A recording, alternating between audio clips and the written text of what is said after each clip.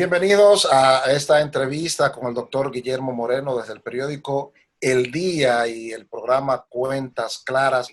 Vamos a conversar con el candidato presidencial del partido Alianza País, el doctor Guillermo Moreno. Muy buenos días, gracias a usted, doctor Guillermo Moreno, por estar con nosotros aquí en este coloquio con los candidatos del periódico El Día y del programa Cuentas Claras.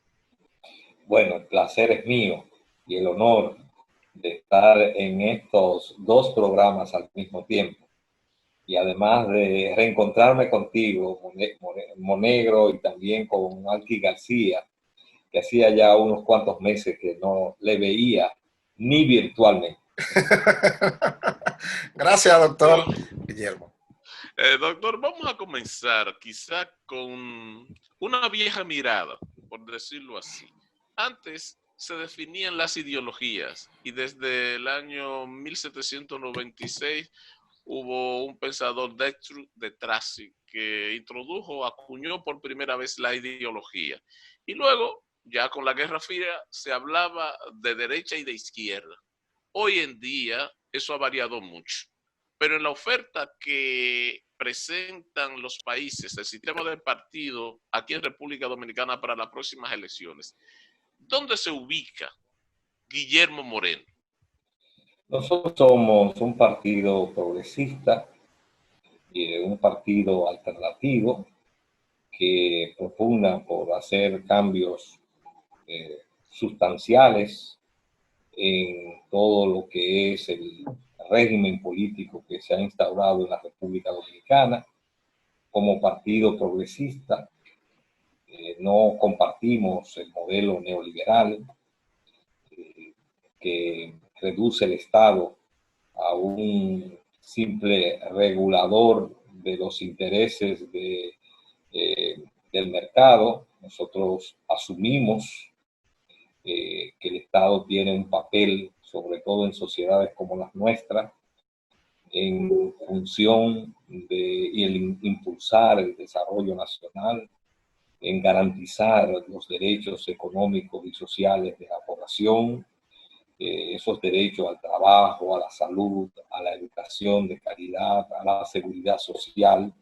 El Estado tiene que jugar un papel. Eso no puede ser, como en el neoliberalismo, una mercancía que solo pueda acceder a la educación de calidad o a la salud aquel que pueda pagar por ir a una clínica o a un servicio de salud privado, sino que el Estado tiene que garantizar esos derechos, el derecho a una vivienda digna, el derecho a un trabajo decente, a un salario que le permita a las personas tener una existencia, si no acumular riqueza, pero por lo menos vivir con dignidad. Entonces, nosotros nos ubicamos en ese contexto como una propuesta progresista y somos una propuesta progresista y alternativa. Alternativa porque en la República Dominicana los demás partidos que compiten con nosotros electoralmente están ubicados de una u otra manera en este modelo que está vigente en la República Dominicana desde hace varias décadas, ese modelo de orientación neoliberal. Y nosotros propugnamos por un cambio no de gobierno, y esa es una cuestión esencial en la propuesta de Alianza País. Nosotros no propugnamos solo por un cambio de gobierno, sino sobre todo por un cambio del régimen político que se ha instaurado en este país. Sería una gran traición a las aspiraciones de cambio que tiene la sociedad que esto se convirtiera en un simple cambio de gobierno. Cambio de gobierno hemos tenido por décadas, pero aquí de lo que se trata es de desmontar un régimen que no satisface los derechos de la sociedad y las aspiraciones. Por ejemplo, el tema de la institucionalidad democrática, que está pendiente en la República Dominicana, que haya una justicia independiente, que haya un ministerio público independiente, que haya una cámara de cuentas independiente, que haya en nuestro país un Congreso que no solo represente a la ciudadanía, sino que fiscalice al Poder Ejecutivo y que al mismo tiempo legisle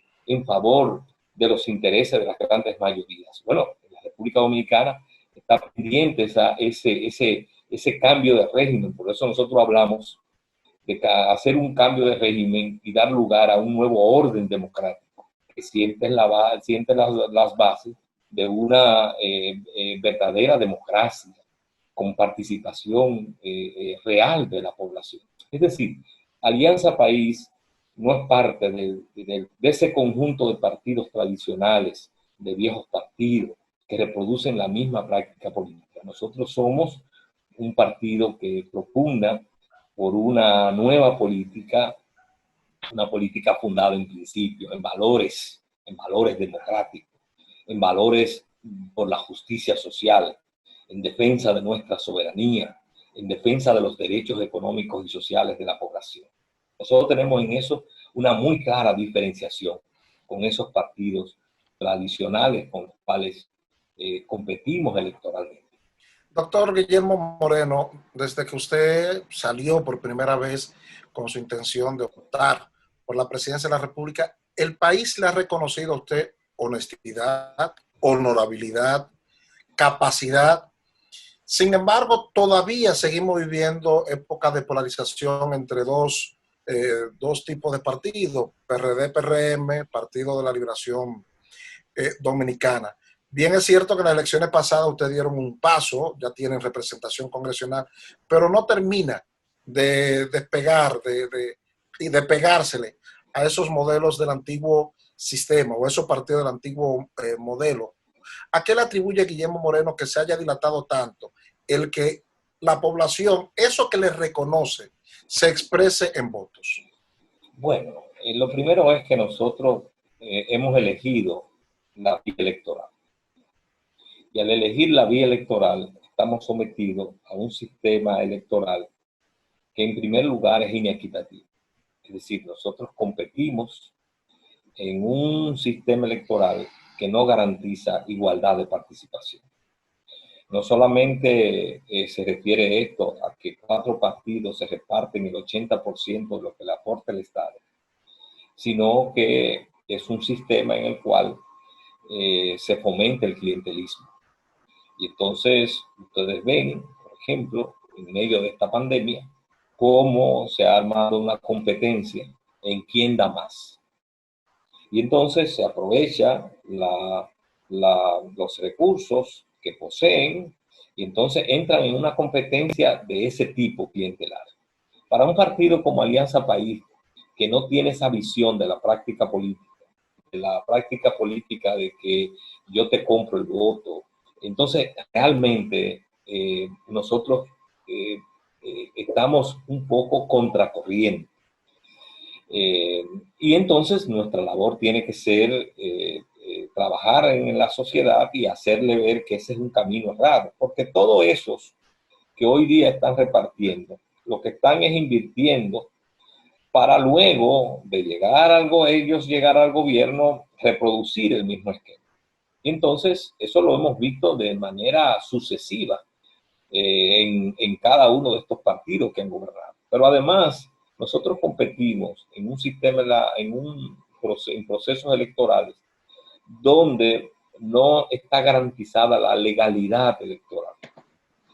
No solamente me voy a referir al caso de lo que pasó en las elecciones del 16 de febrero, sino que cada vez que participamos en ese proceso electoral, nos encontramos que si un partido no tiene delegados en un colegio electoral, no tiene garantía de los votos que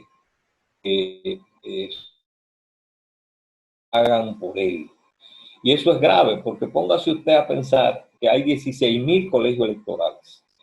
Llevar un delegado y un suplente es movilizar 32,000 personas. Un partido como Alianza País se esfuerza en movilizar la mayor cantidad de personas, pero una parte importante de esas personas tienen que hacerlo como tenemos que hacerlo los aliancistas, tenemos que hacerlo en base a una colaboración que hace la persona. Pero ¿qué hacen en los otros partidos? Que como manejan el Estado y tienen diputados y senadores que tienen barriguito y cofrecito y que además son financiados por grupos corporativos, por sectores oligárquicos que invierten en ellos, entonces resulta que todos esos partidos les sobran delegados, pero delegados que les pagan cualquier cantidad de dinero. Entonces es en esas condiciones que nosotros participamos. Tanto es así que normalmente nosotros siempre decimos, después de los procesos electorales, los votos, cuando vemos los votos que nos contaron, porque normalmente no es los votos que sacamos. Nosotros tenemos decenas de ejemplos. Por ejemplo, se dan situaciones como esta, en un recinto donde hay 8 colegios electorales, digamos que tenemos delegado en 4 y ahí sumamos votos. Y en los 4 que no tuvimos delegados, 0 votos. ¿Cómo puede ser que el mismo recinto, estadísticamente no es posible que una población que va a votar dentro de un recinto que pertenece a un sector, en 4 colegios electorales tengamos votantes y en otros 0 votantes? ¿Por qué? Porque en esos que no teníamos delegados, hubo una componenda entre delegados y funcionarios de la mesa para sustraer los votos, porque se ha convertido en una regla en la República Dominicana que el partido que no tiene delegado en un colegio electoral, los demás partidos tienden a repartirse. Y eso no debiera ser así, porque la Junta Central Electoral debiera garantizar que los funcionarios del colegio electoral garanticen la voluntad ciudadana que se expresa en el voto. Y eso no, la Junta Central Electoral, que es la principal responsable, no nos lo garantiza. Entonces, nosotros competimos en unas condiciones muy adversas. Ahora bien, te dirá, bueno, ¿por qué compiten? Bueno, porque creemos en que la única forma de echar esta batalla por la democracia es no ausentándonos. Eso es lo que quieren nuestros adversarios, que nosotros nos rindamos, que nosotros abandonemos, que no haya una voz alternativa, que no haya una propuesta alternativa. Y entonces nosotros asumimos ese reto. Y Alianza País, que se fundó en el año 2011, tiene ya 9 años de existencia, que ha participado en 2 procesos electorales y este va a ser su tercer proceso electoral, poco a poco, pero ha ido creciendo y acumulando no solo experiencia, sino también liderazgos locales. Y es una construcción. Y nosotros tenemos ahora también la determinación de participar en este proceso electoral y de jugar nuestro papel. Nuestra voz se necesita, la democracia necesita la presencia de Alianza País, la propuesta de Alianza País, porque somos una parte importante frente a esos viejos partidos, esos partidos tradicionales. Alianza País representa esa alternativa de renovación, de esperanza, de cambio verdadero, de un nuevo orden democrático, de justicia social, de democracia participativa. Eso representa Alianza País. Doctor Guillermo Moreno, con frecuencia uno escucha decir que Guillermo Moreno en la política es un poco elitista, que no le gusta aliarse a nadie y que por lo tanto, al no impulsar un proyecto vanguardista, como él definió al partido Alianza País, entonces se complicaría. Perdón, vanguardista no usé esa palabra. Dije alternativo.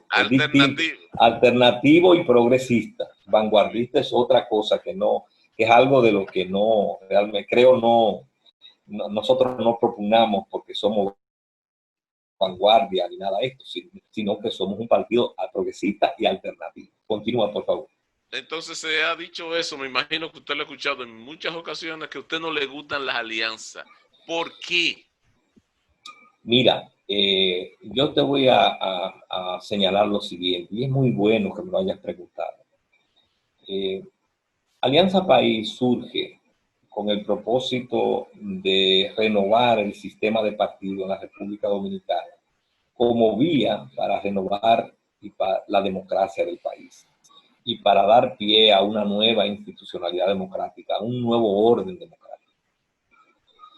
En la República Dominicana es muy común que se produzca y que los partidos que surgen inmediatamente, al cabo de unos meses, algunas veces y años, se convierten en partidos bisagra.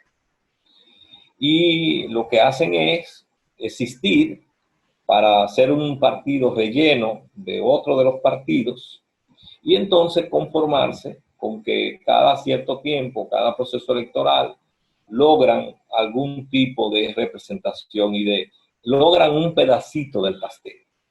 Es parte de una visión y de la política donde el Estado es un pastel y en donde de lo que se trata es de repartir. Alianza País no ve la política ni ve sus objetivos están centrados en repartirse el pastel.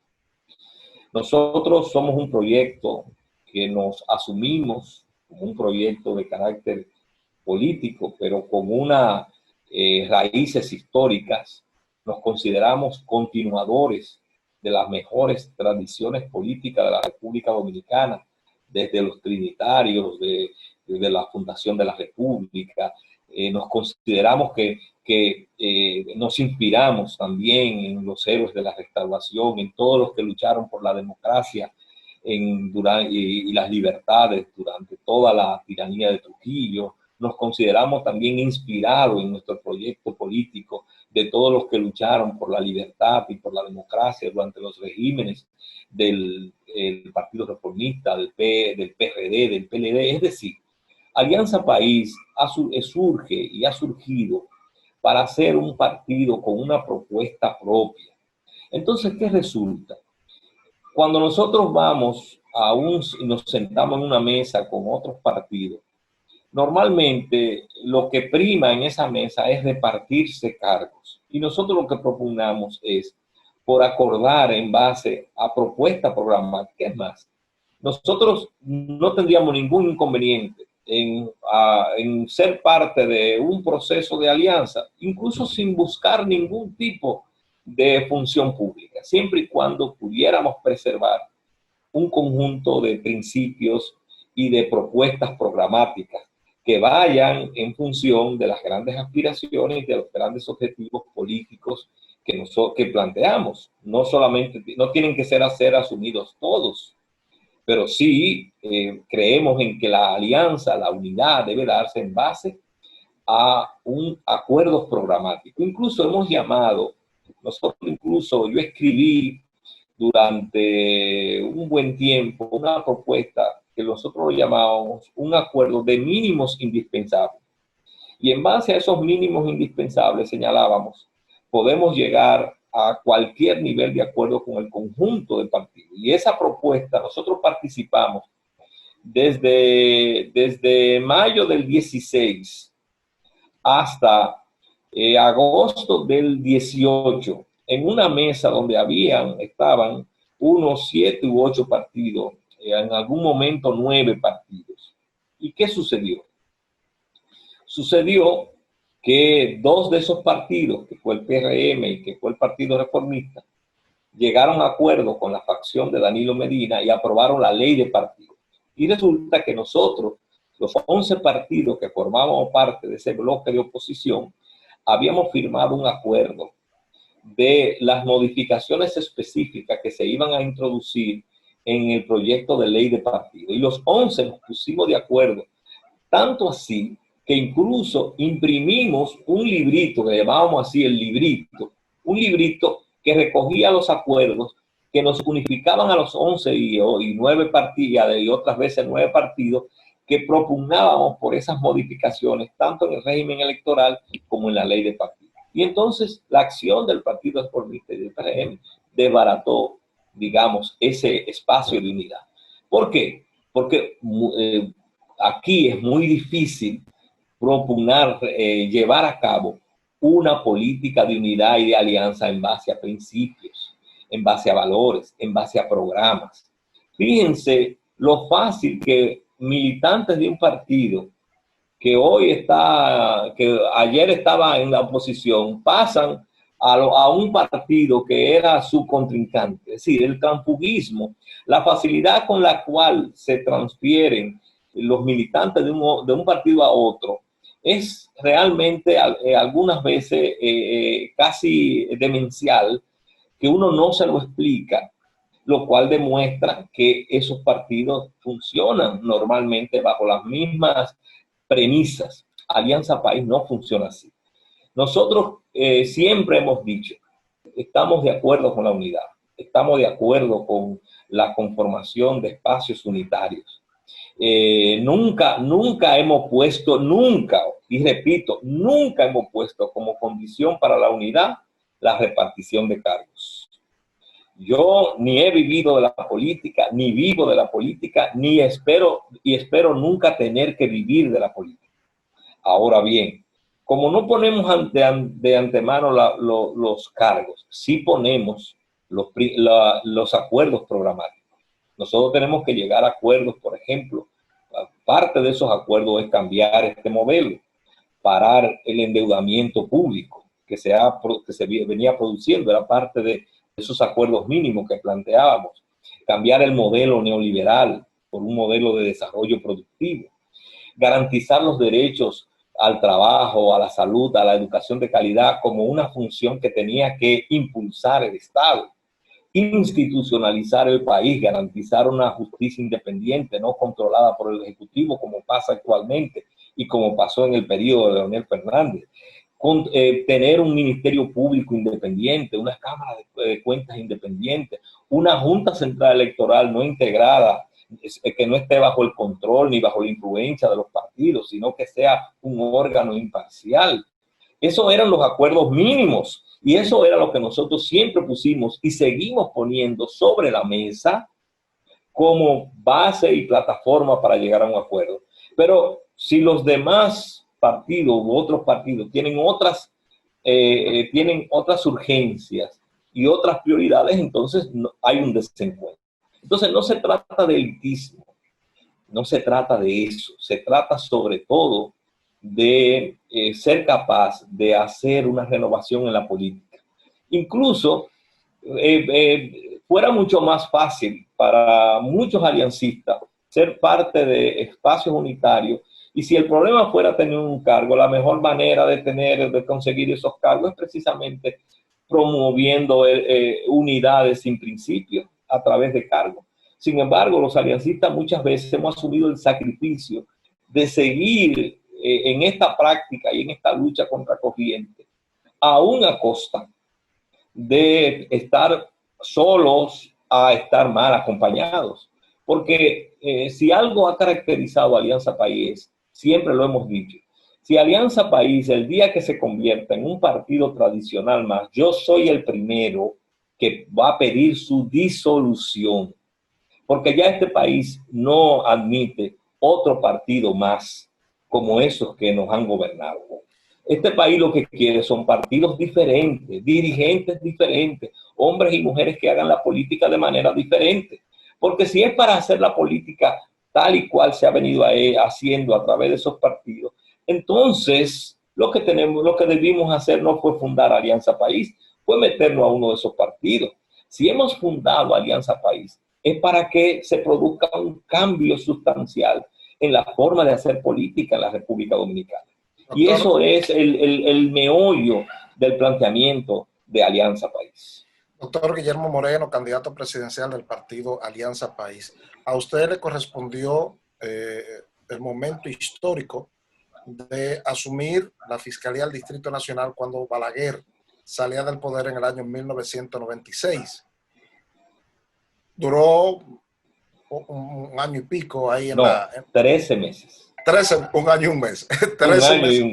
13 meses en la Fiscalía del Distrito Nacional. Yo le pregunto, después de esa experiencia y haberle tocado vivir ese momento, ¿cómo evalúa usted la evolución del Ministerio Público? ¿Hemos progresado para bien? ¿Hemos retrocedido o estamos estancados? Bien, vamos a ver. Lo primero es que estamos hablando de hechos de hace 24 años, Negro, ¿no? Cuando tú das esos datos, nos envejece, ¿oíste? De esa fiscalía hace 24 años. Ya como que debiéramos de pasar esa página. Pero mira, ciertamente, una de las características de los gobiernos del PLD es lo que uno llama el progreso de Oropel. Es decir, el Ministerio Público hoy día tiene una ley, el Ministerio Público tiene en principio, carrera del Ministerio Público. Las oficinas del Ministerio Público han sido modernizadas y todos tienen plataforma digital. El Ministerio Público tiene una escuela. Digamos que todo eso son aspectos que no existían cuando yo fui procurador fiscal. Cuando yo fui procurador fiscal, debo señalar que lo primero era que el Distrito Nacional abarcaba lo que hoy es la provincia de Santo Domingo. Entonces, nosotros recibíamos todos los días en la mañana unos 170 expedientes, todos los días. Y nosotros teníamos, cuando yo llegué a la Fiscalía del Distrito, habían 39 procuradores fiscales y ayudantes, que en ese tiempo se llamaban ayudantes fiscales. Como yo conocía el medio, en la primera semana yo me vi forzado a cancelar unos 25. Precisamente porque habían ayudantes fiscales que eran policías, que eran tenientes de la policía, y era incompatible que usted fuera fiscal, miembro del Ministerio Público, y al mismo tiempo tuviera un rango policial, y en otros casos porque había una serie también de fiscales que no estaban laborando y otros que tenían un pedigrí de corrupción. Entonces, yo recuerdo que en esa ocasión, para yo sustituir esos 25 fiscales, yo hice el primer concurso.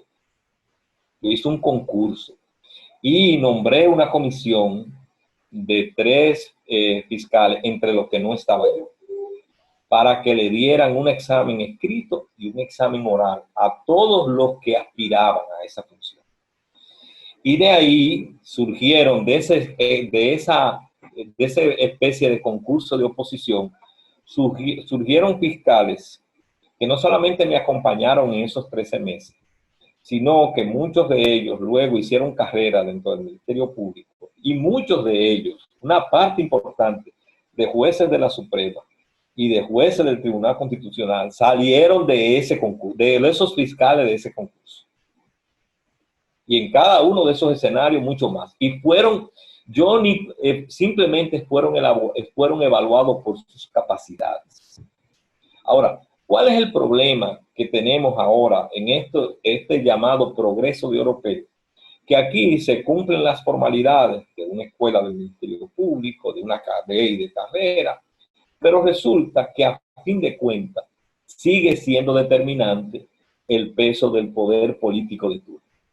Entonces, todo lo que avanzamos en términos formales, terminamos desbaratándolo. Lo que hacemos con las manos, terminamos desbaratándolo con los pies, porque no hay real independencia del Ministerio Público. Si nosotros tomamos, por ejemplo, el expediente de Odebrecht, ese pasará a la historia dominicana como el mamotreto de investigación mayor que se ha hecho en la República Dominicana frente al caso de corrupción más grande que ha habido en nuestro país.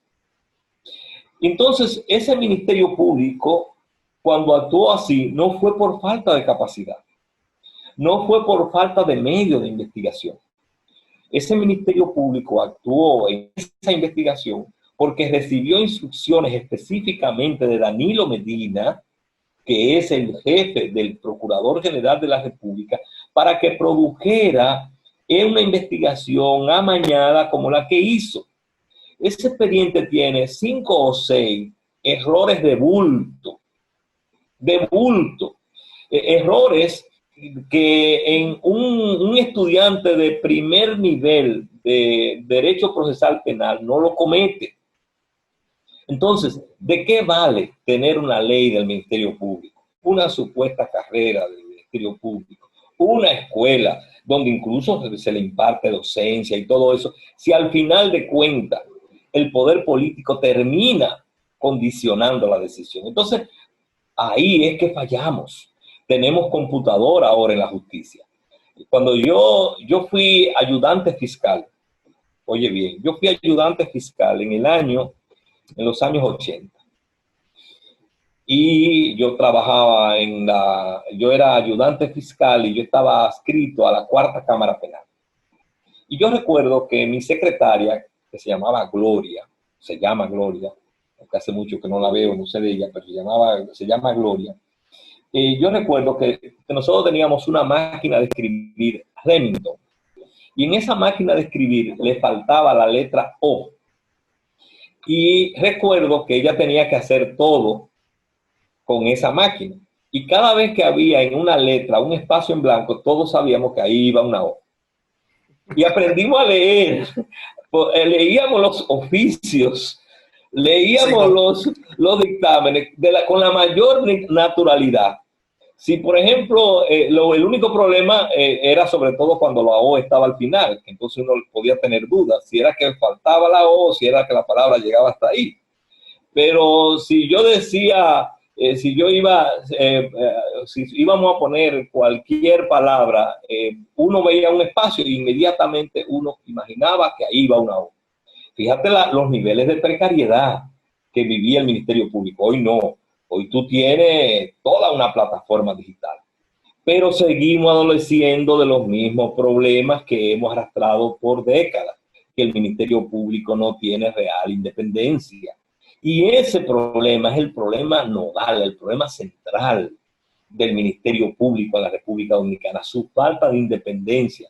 En un país donde el Ministerio Público no tiene independencia, no hay verdadera justicia y no hay verdadera persecución del delito, porque el delito termina, el delincuente, el corrupto, termina transando, encontrando padrinazgos. Y entonces resulta que todo eso la sociedad lo percibe. Y entonces si a aquel lo perdonan, yo también me busco la manera de encontrar el favor del ministerio, de otro ministerio público, y entonces se dan casos de corrupción y todas estas cosas. Es decir, que nosotros en el Ministerio Público seguimos arrastrando las mismas dolencias que hemos tenido por décadas. Una de las cosas que precisamente me costó el puesto fue eso, que yo fui al Ministerio Público y actuaba con la independencia que me daba la ley. Y entonces todo expediente que llegaba a mi despacho, yo tenía la obligación de investigarlo y yo no me tenía que detener si esa persona tenía influencia política, si esa persona era amiga del partido, si esa persona era del Partido Reformista y el Partido Reformista había sido un aliado del PLD. Yo no tomaba en cuenta eso porque a mí no me pusieron ahí a hacer política. A mí me pusieron, yo acepté ese cargo porque yo iba a cumplir y a hacer cumplir la ley. Y entonces hacía la investigación respetando los derechos y las garantías de los ciudadanos, pero aplicándole la ley. Y entonces eso me costó la función del Ministerio Público. Entonces seguimos adoleciendo. Por eso ustedes ven que muchos procuradores fiscales y muchos miembros del Ministerio Público les sobra capacidad, pero terminan siendo adocenados por ese poder que tiene el Ejecutivo y ese control que tiene el Ejecutivo sobre los miembros del Ministerio Público, donde nadie se atreve a irse más allá de lo que le dictan las reglas. Un caso patético fue el caso de Jenny Berenice con la querella que yo le puse a Leonel Fernández, que termina dando un dictamen diciendo que aquí en la República Dominicana no hay ley para castigar los hechos que yo interpuse o señalé en la denuncia y en la querella que yo interpuse. Cuando yo le mostré unos 18 cheques emitidos en favor del expresidente a su nombre para precisamente por constructores de obras del Estado. Además de eso le demostramos todo el esquema triangular que se utilizaba y que era para beneficiar a Funglode, que es un cuerpo del delito. Es decir, es una institución que fue organizada sobre la base del pago de comisiones y contribuciones que eran pagadas por personas que hacían negocios con el Estado. Incluso nosotros le demostramos en la querella cómo el propio ministro de Obras Públicas, que era en ese tiempo Diandino Peña, se reunía con los constructores y le ponía como condición para sacarle el pago, la partida que le correspondía de una ubicación, le ponía como condición que le hiciera una contribución a Funglode, a Leonel Fernández en Funglode. Y entonces resulta que esa procuradora fiscal no encontró ningún elemento que justificara el encauzamiento del expresidente. Entonces, así no puede funcionar un ministerio público independiente. Ningún ministerio público funciona así, no tiene credibilidad frente a la población. Doctor Guillermo Moreno, vamos a hablar un poco del presente. Nosotros vivimos, al igual que el mundo, en medio de una pandemia, para nosotros epidemia, que es la del nuevo coronavirus denominado COVID-19. Pero con la particularidad para la República Dominicana de que en un mes justamente, o menos, a partir de este viernes, estamos a punto de celebrar unas elecciones. ¿Cómo usted ve esa organización de la parte final del proceso electoral? ¿Cómo ve a la Junta Central Electoral y cómo piensa que va a salir el país? Bueno, nosotros fuimos partidarios de que se celebraran las elecciones este 5 de julio. Nosotros dirigimos una carta a la Junta Central Electoral proponiéndole que la fecha elegida fuera el 12 de julio. Pero bien, el Pleno decidió el 5 de julio. No hay problema, una semana más, una semana menos. Sobre todo porque de no haber celebrado las elecciones o de no celebrarse las elecciones el 5 de julio, tenemos el vacío constitucional y sobre todo respecto de cómo iba a ser o respecto de la sucesión presidencial. Y las bocinas o parte de las bocinas del oficialismo comenzaron a propagar que de no celebrarse las elecciones se iba a producir entonces una prolongación del actual mandato del presidente de la República. Y eso nos iba a meter de cabeza en una crisis institucional y de ingobernabilidad que había que evitar. Y por eso planteamos la necesidad de que se celebraran estas elecciones el 5 de julio. Sin embargo, nosotros insistimos en que la celebración de estas elecciones depende mucho, el éxito de este proceso electoral depende mucho de que la Junta Central Electoral brinde la confianza necesaria y el gobierno brinde la confianza necesaria para que la gente pueda asistir, para que los ciudadanos puedan asistir a la votación. En ese sentido, nosotros planteábamos la necesidad de que el gobierno implementara la prueba masiva y gratuita que permitiera que se pudieran ir detectando con mucho mayor frecuencia los casos de contagiados, no solamente los sintomáticos, sino también los asintomáticos, para que estos pudieran ser aislados y evitarse, detectados los pocos, evitarse el contagio masivo. Efectivamente, no se ha aplicado la prueba de manera masiva. Los resultados que nosotros vemos que se dan todos los días muestran una especie de línea que mantiene una curva que se mantiene. De todas maneras, también hemos sido partidarios de que era tiempo ya de que se tomara un protocolo para que comenzara a adoptar medidas como se han venido adoptando, porque ya el ciudadano no resistía más todo el proceso de mantenerse en la casa, sobre todo porque se estaban exacerbando problemas de desempleo, problemas de gente que tenía que salir a trabajar, problemas de hambre, problemas de desabastecimiento, etc. La Junta Central Electoral tiene que emplearse a fondo. Primero, hacer cumplir con todo rigor el protocolo sanitario. Esa es la clave. La Junta tiene que diseñar un plan de educación que le brinde la seguridad a la gente. Y en ese sentido, hacer cumplir con mucho rigor el protocolo sanitario. Emplearse efectivamente para que la ciudadanía sepa que se va a mantener el distanciamiento físico en la fila, que se va a proveer de mascarilla, no solamente al que esté en la fila que no la tuviera, sino también que se van los funcionarios del colegio electoral, los delegados del colegio electoral, van a tener también los militares que van a estar en el colegio electoral, mantendrán el distanciamiento físico y también tendrán mascarilla y habrá gel con alcohol para que se tomen medidas de lavado de manos, de tal manera que la ciudadanía tenga la certeza de que efectivamente se podrá votar sin riesgos. Eso es, yo pienso, la clave de todo el proceso. Y eso lo tiene en sus manos ahora mismo la Junta Central Electoral.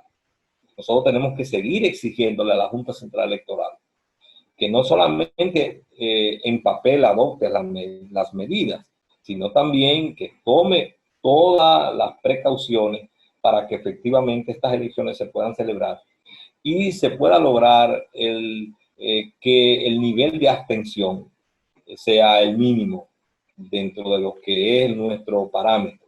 En las elecciones del 15 de marzo hubo un nivel de abstención mayor que el nivel de abstención normal, que normalmente ronda entre un 25, un 28, un 30%. El 15 de marzo la abstención fue un 51%, pero fue que de manera irresponsable se dijo que no había ningún riesgo, incluso hasta la propia Organización Mundial de la Salud, recuerdo un titular de primera página del periódico diciendo que efectivamente no había ningún riesgo. Pero era un momento en que todos los ciudadanos no conocíamos cuál era la naturaleza de la pandemia. Todos estábamos de una u otra manera, autoridades y ciudadanos, estábamos, digamos, en la búsqueda de respuesta.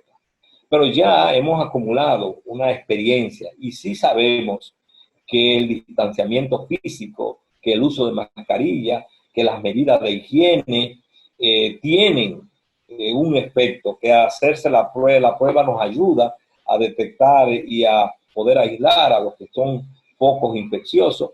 Es decir, que ya tenemos una experiencia de unos 3 o 4 meses manejando la pandemia y eso nos crea condiciones favorables para que nosotros podamos celebrar las elecciones el 5 de julio sin el mayor riesgo, siempre y cuando la Junta Central Electoral tome las medidas que efectivamente aprobó en el protocolo sanitario que adoptó el Pleno, que contienen cada una de estas cuestiones.